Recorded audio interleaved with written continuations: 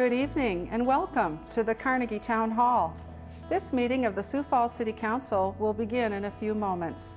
The City Council meets on the first, second, and third Tuesday of each month at 7 o'clock p.m. and serves as the city's policy-making and legislative body.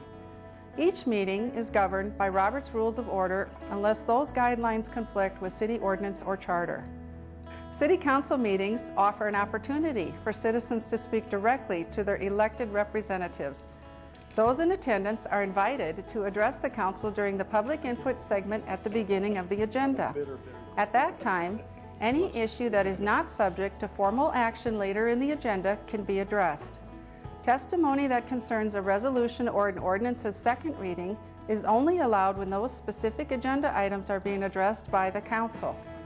When addressing the Council, citizens should speak directly into the microphones at the podium and state their names for the record after being recognized by the chair. To accommodate and respect all viewpoints, citizen comments are limited by ordinance to no more than 5 minutes each. Comments should be respectful and focused on providing new information that will benefit the Council's deliberative process. The chair reserves the right to limit the number of speakers. City Council meetings are broadcast live on CityLink and online at www.siouxfalls.org.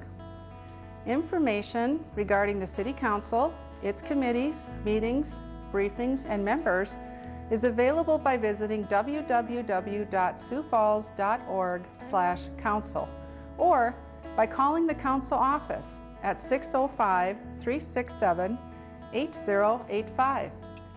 Thank you for your interest in Sioux Falls City government.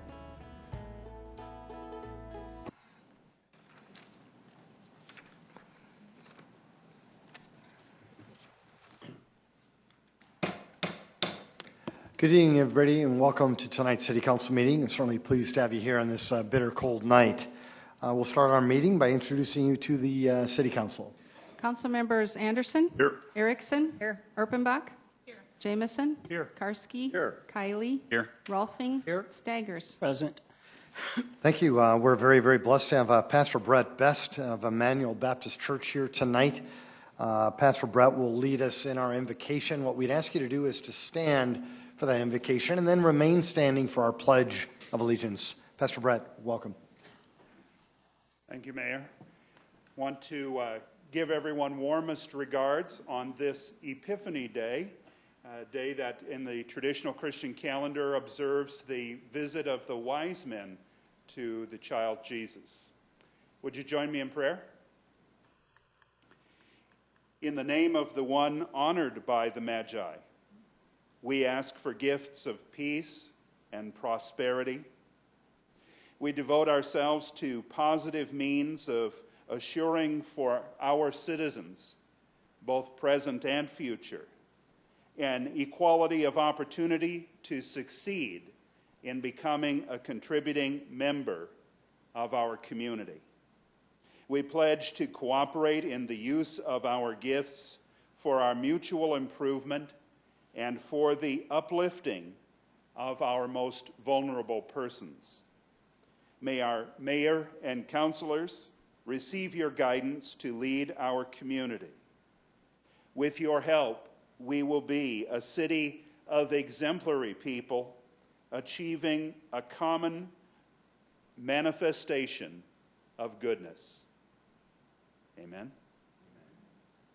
I pledge allegiance to the flag of the United States of America and to the republic for which it stands, one nation, under God, indivisible, with liberty and justice for all.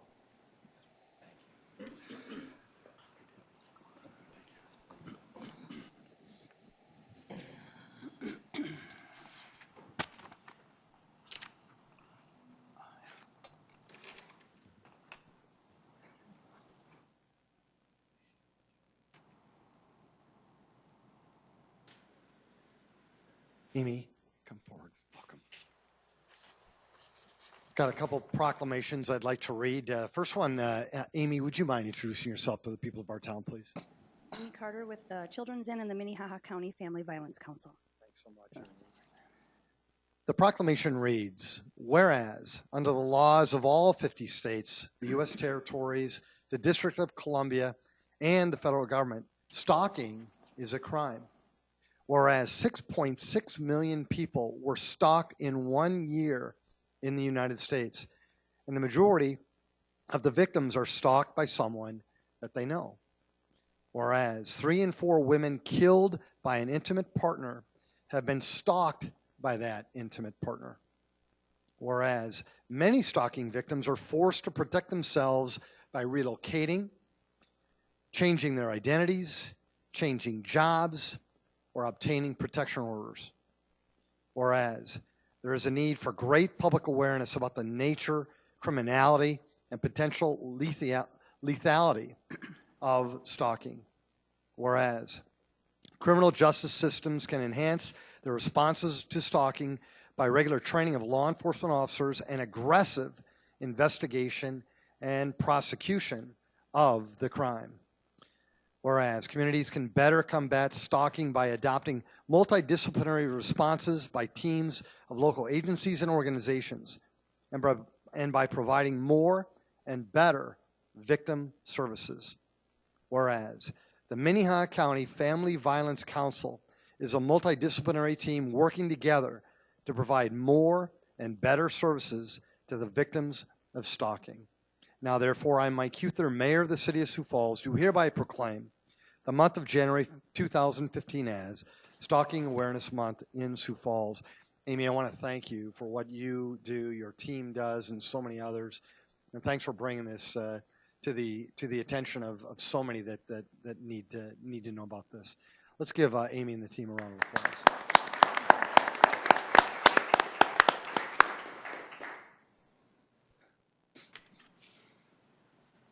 Thank you for coming up. Have a special, another one. Would you mind introducing yourself, Michelle? Michelle Madsen with Lutheran Social Services. Thanks, Michelle. Thank you. The other proclamation reads, whereas January 2015 is the 13th annual National Mentoring Month. This year's theme is Be Someone Who Matters to Someone Who Matters.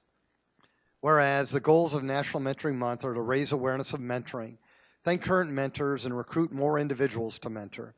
Whereas a mentor is a caring, consistent presence who devotes time to help a young person discover strengths and achieve their potential through a structured and trusting relationship. Whereas mentoring, in addition to preparing young people for school, work, and life, is extremely rewarding to those serving as mentors. Whereas mentoring is a proven cost-effective investment.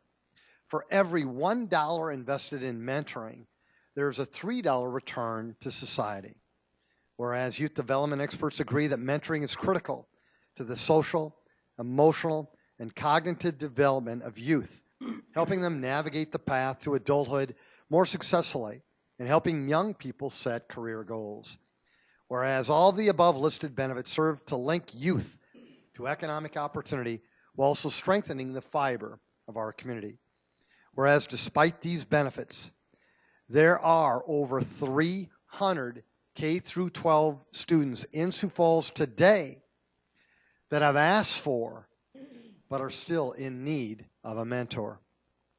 Now, therefore, I, Mike Huther, Mayor of the City of Sioux Falls, do hereby proclaim January 2015 as National Mentoring Month in Sioux Falls, and I would encourage everybody to considering being a mentor in this great city.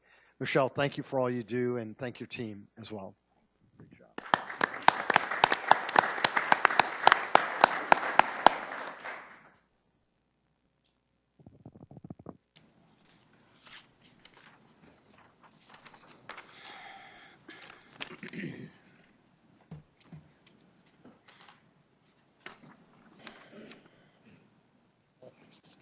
Council, thank you. We'll now move on to the consent agenda. Any changes or motions? Move to approve, Karski. Second, Erpenbach. Councilor Karski's made a motion to approve our consent agenda, seconded by Councilor Erpenbach. Councilor Staggers? Yeah, I'd like to take 2 items off the consent count.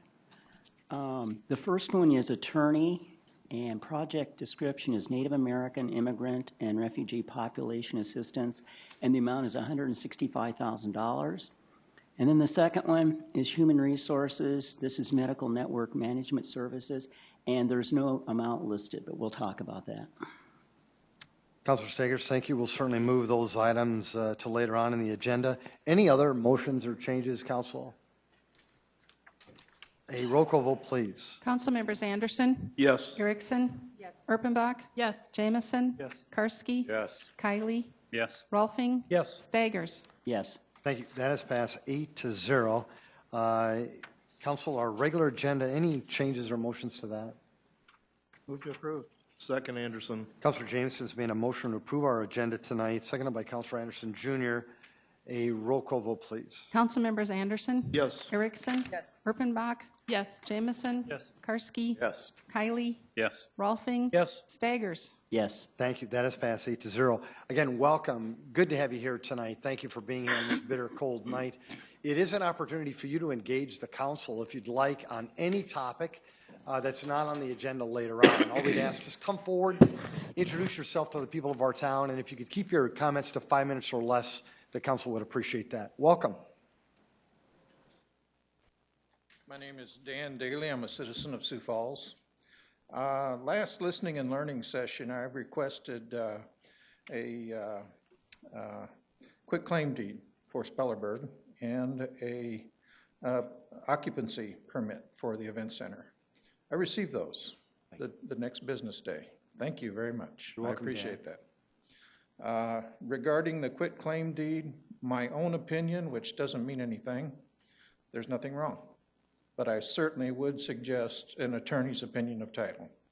You owned the land before the VA did, and I don't suspect there will be a cloud on title, and I think it's going to be fine. I don't have any objections, myself, just my own opinion. Regarding the occupancy permit, I gave you a handout of 2 sheets. It has expired. It's a temporary permit. It's more than 30 days expired. Per your applicable standards, it can be renewed one more time for one more temporary occupancy permit, and then it must be approved as an occupancy permit. And my only precaution there is insurance and liability. I suggest that you incur or facilitate another temporary permit and proceed to make it a permanent occupancy permit. And otherwise, I feel that's certainly in order as well. Thank you. Mr. Daly, thank you. And Dan, I appreciate you coming to the listening and learning session too. Thank you. Folks, anybody else want to engage the council on any topic? Well, very good. Thank you so much, Mr. Daly. We'll now move on to Councilor Staggers. Let's move to your 2 items. Okay. The first one is a contract described as Native American Immigrant and Refugee Population Assistance, and it's with our legal team. Councilor Staggers? Yes. The reason I wanted to pull this from the consent calendar is because for some time now, I've received some people talking about how the multicultural center is being run, and there's some dissatisfaction. And this has been going on for some time. And so the primary reason I pulled this was to be able to vote against the $165,000 to send a message to the management at the Multicultural Center that, hey, maybe things should be discussed with people who are having some concerns there. That's the reason I did that. Councilor, thank you. Mm-hmm. Any other comments on this item? Councilor Erpenbach? You know, I might just add that there's no one here from Multicultural Center to defend themselves, so I'd appreciate that we keep this stuff clean and that we vote in favor of this. This is an agreement we've had with them for many years, and it's inappropriate to say these things in public without them defending themselves. Well, this is, once again, I'm not saying anything against them. I'm just saying that for some time, and we've had people come before us mentioning some concerns about the Multicultural Center, but nothing's been done. Nothing's been done. And so this is just another message I think that we should be sending to them. Again, it's inappropriate to have that conversation in a public meeting without them here to defend themselves. Well, here's what we can do, Michelle. we can defer this Counselor until the next Staggers, meeting. you've made the motion. Let's vote. Councilor Anderson Jr., did you have any comments, sir? Just a question, is this part of the annual funding that we do for the? Okay, Councilor because Anderson Jr., they've thank you. changed the wording on it instead of being the funding for the administration of the multicultural center. It's more, looks more like attorney services. David? Yes, Councilor Anderson, to answer your question, this is the annual appropriation contract that is done pursuant to a joint agreement between the state of South Dakota, the Minnehaha County, and also the City of Sioux Falls. The state of South Dakota contributed $1.8 million in renovation costs for the facility itself. The Minnehaha County has contributed almost $1 million on it, and the city took on a contractual obligation as of July 2nd, 2002, that it would fund on an annual basis the utility costs. So $60,000 of this $165,000 is the utility costs that we are contractually obligated to pay. The other involves general programming in terms of having services and programming for underserved clients of all cultures in Sioux Falls. And again, that was contractually obligated. To answer Councilor Stagger's question, there is an intergovernmental board that oversees the Multicultural Center. It has 2 representatives from the county, 2 representatives from the city. They are empowered in an addendum that you folks entered into in 2010 that allows the lease agreement and the entire agreement to be rescinded based on certain performance factors, and I would suggest that would be the appropriate contractual way to send that message, Councilor. So are we Councilor going Staggers? Yes, are we going to be doing that then? Trying to send the message that way? Because I've had a number of people, this is not just, once or twice, bring this up. And I think, Michelle, you had a good, I don't mind having them come. In fact, I would like, so maybe we can defer this until the next meeting. If I might, Mr. Councilor Buck? There is an organization that oversees them. I think that's what the attorney just told us, and that if you have a grievance with them, if you have a grievance with the Multicultural Center, that you should address it to that board that oversees them. Certainly, we just have a contract with them to pay utilities and some programming fees for us to direct them in the way that they run their business. Certainly we have a role in that, but to grill them here, it seems inappropriate to me. Maybe it's just me, but I'm uncomfortable. Councilor Anderson Jr. Councilor Staggers, I guess I would like to reply to this because I am on that intergovernmental board.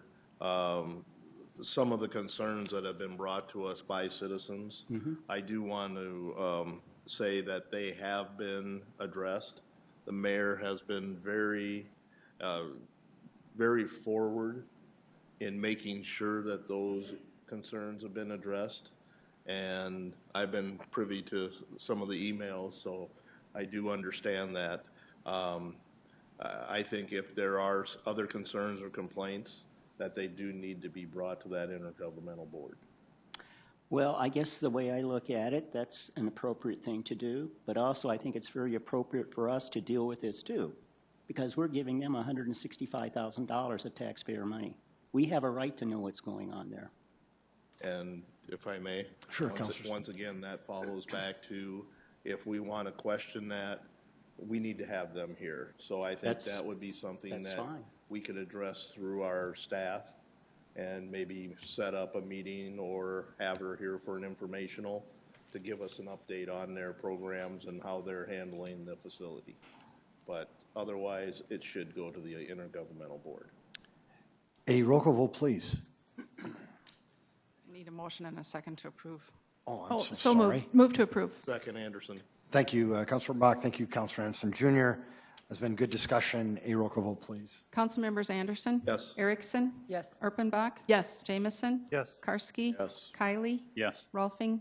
Staggers? No. That is passed 7-1. Councilor Staggers also wanted to talk about the Medical Network Management Services, which is an HR contract.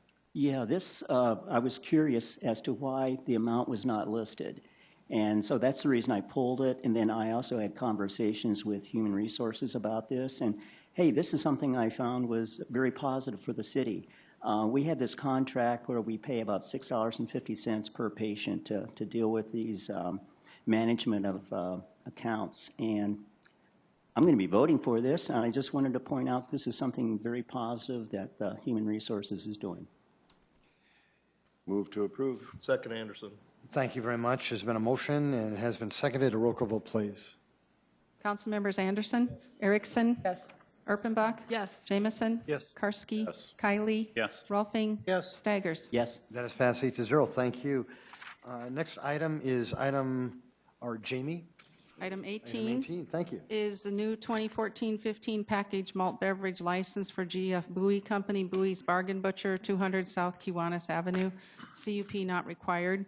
Item 19 is a new 2014-15 package malt beverage license for Come and Go LC, Come and Go 1400 North Minnesota Avenue, CUP not required. Item 20 is transfer of a 2014-15 retail malt beverage license from CY Heritage Inn of Sioux Falls Incorporated, Sioux Falls Residence Inn, 4509 West Empire Place, to CY Heritage Inn of Sioux Falls OpCo LLC, Sioux Falls Residence Inn, 4509 West Empire Place. Item 21 is a new 2015 retail wine license for Nails Art, 5012 South Cliff Avenue with conditional use permit 2014-93 being approved on October 1, 2014. Item 22 is a special one-day malt beverage and special one-day wine licenses for Catering America Incorporated to be operated at 3101 West 57th Street for the First Priority Sioux Falls fundraiser on January 13th, 2015. Council, does anybody have any questions or comments on these items? Move for approval, Anderson. Second, Erpenbach. It's been a motion to approve these items, seconded by Councilor Urbanbach. A roll call vote, please. Council members Anderson. Yes. Erickson. Yes. Erpenbach. Yes. Jamison. Yes. Karski. Yes. Kylie. Yes. Rolfing. Yes. Staggers. Yes. That is passed 8-0. Thank you. Item 23. Item 23 is the second reading, an ordinance of the City of Sioux Falls, South Dakota, rezoning property at 3400 East Benson Road from the AG Agricultural District to the I-1 Light Industrial District, petition number 1957-2014, and amending the official zoning map of the City of Sioux Falls. The Planning Commission recommends approval. Good evening, Mayor and Councilors. Diane DeCoyer with the Planning and Building Services Department. Again, second reading, it's a rezone from the Ag Agricultural District to the I-1 Light Industrial for allowed forms. The applicant is the Sioux Falls Development Foundation. The property is located at 3400 East Benson Road. It's north of East Benson Road and east of I-229. The existing property is undeveloped and currently used for agriculture. The development for light industrial is located on 8.4 acres. Sorry about this, I'll get the slides going.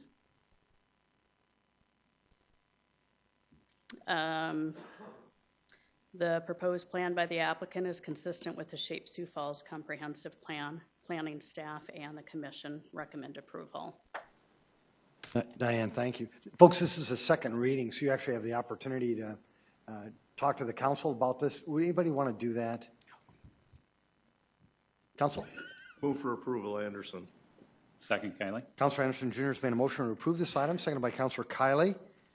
A roll call vote, please. Council members Anderson. Yes. Erickson. Yes. Erpenbach. Yes. Jamison. Yes. Karski. Yes. Kylie. Yes. Rolfing. Yes. Staggers. Yes. Thank you. That is passed 8-0. Item 24. Item 24 is a second reading, an ordinance of the City of Sioux Falls, South Dakota, rezoning property north of East Benson Road and east and west of future North Bonson Avenue from the AG Agricultural District to the I-1 Light Industrial District, petition number 1966-2014, amending the official zoning map of the City of Sioux Falls. Planning Commission recommends approval. Diane DeCoyer again with Planning and Building Services. The applicant again is the Sioux Falls Development Foundation. The property is located in north East Benson Road and east and west of future North Bonson Avenue. The existing property is undeveloped and currently used for agriculture. The development is for light industrial, and it's located on 29.4 acres. The proposed plan by the applicant is consistent with the Shape Sioux Falls Comprehensive Plan. Planning staff and commission do recommend approval. Diane, thank you. Did anybody want to speak to this item in the audience? Council? Yes, Councilor Just Karski? a question, if I may. Looking at the map, I know Bonson Avenue doesn't go through there already, but the way the land is, sometimes the developer wants the whole thing. Do we have the option of moving roads, or is that pretty much set in stone, so to speak? I don't know that that is set in stone, but we don't know either from the applicant whether or not that is something that they can still develop with their light industrial on that northeast portion versus the southwest. So it just depends on what their project might be. So it is possible, just for the sake of We can curiosity. definitely, inquire. Move to approve, Karski.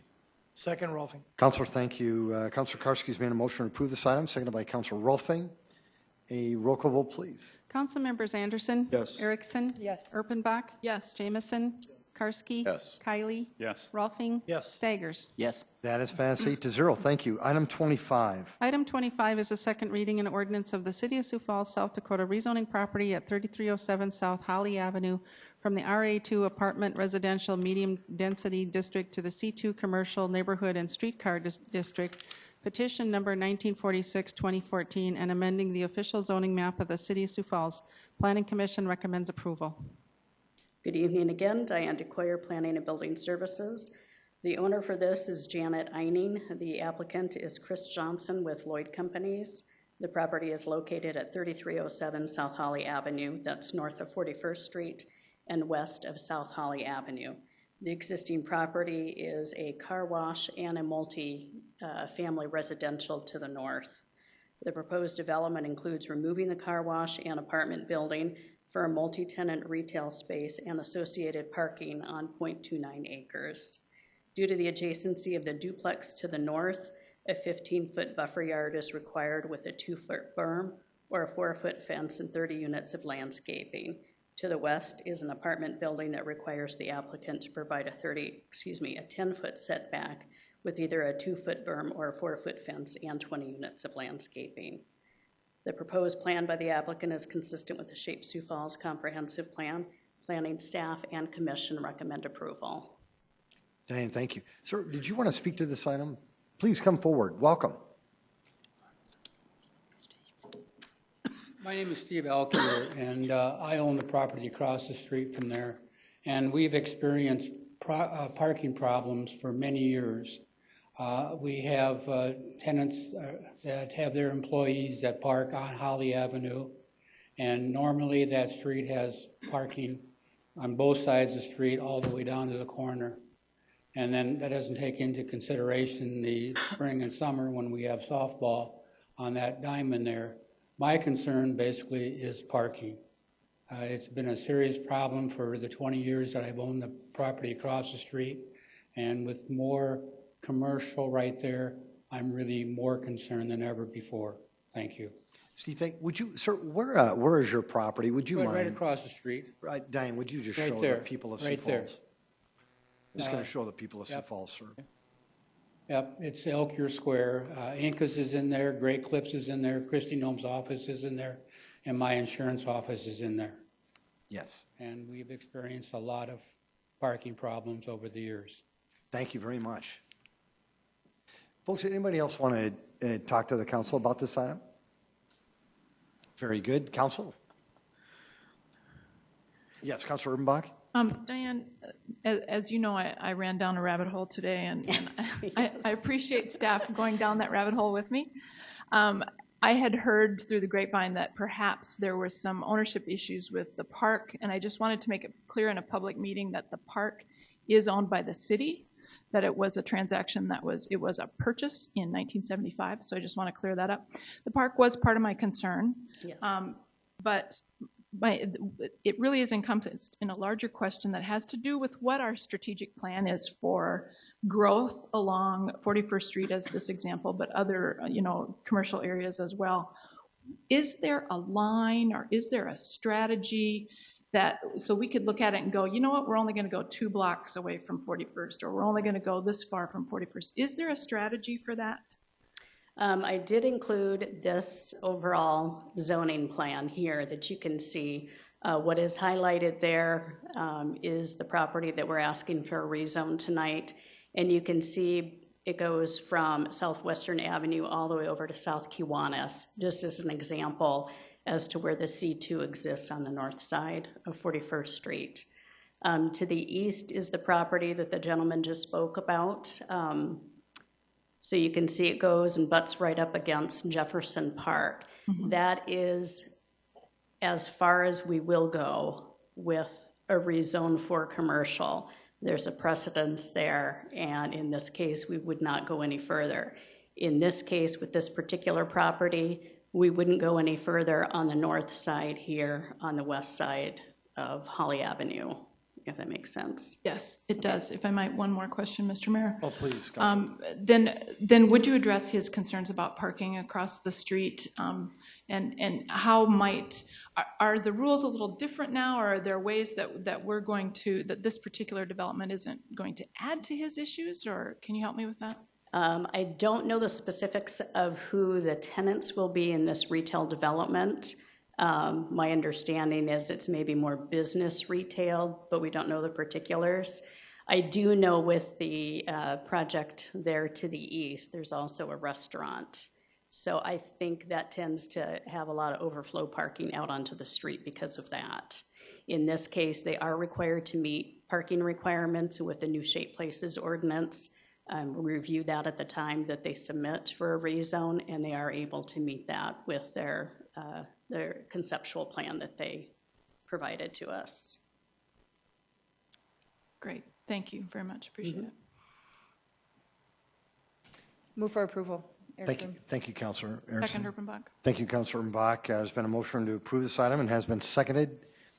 A roll call vote, please. Councilmembers Anderson? Yes. Erickson? Yes. Erpenbach? Yes. Jameson? Yes. Karski? Yes. Kylie? Yes. Rolfing? Yes. Staggers?